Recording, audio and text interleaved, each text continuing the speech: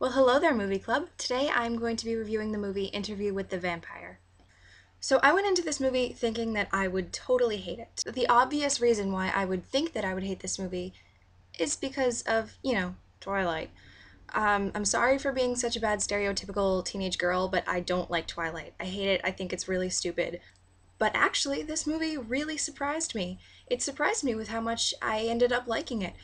I wouldn't say that I loved this movie because it's still just like it wasn't anything that was too special, but I thought that it was a pretty good movie.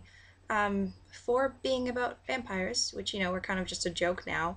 It was nice to see that the vampires were portrayed in this movie as being, badass and ruthless instead of being romantic and sparkly. And I really did like the acting in this movie. Brad Pitt was actually really good in this, and I kind of wasn't expecting him to be. I don't know why I thought that. You saw the whole growth of his character from just kind of sad and depressed and not really significant at the beginning, and then into the vampire stage where he was trying to adjust to everything that was happening, and then kind of moving on to a more mature vampire, which seems weird that I just said that, but and then at the end just kind of finally being like a total boss is what I thought of him as being. Tom Cruise was so creepy. So creepy. Like he just creeped me out whenever he was on screen, and I don't know if it was his face or I think it was mostly the way he talked.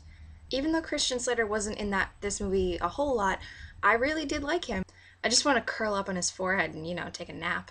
And of course, Antonio Banderas. Arrgh. And I thought that the plot was really good because it showed you this whole, like, over a really broad time period, the different things that the characters did. And I thought that it stayed really true to the time periods as far as the set and the costumes. It definitely had genuinely scary and suspenseful moments, which I enjoyed because it kept things interesting for sure.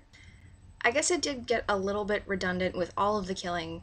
Like, we get it. You're vampires, you kill people, but you can only kill so many people without it losing its interest. It's like you drink their blood, they're like, oh, don't do that. It's like, yeah, I know. You only did that 8 million times. I just thought it was pretty good. It wasn't bad.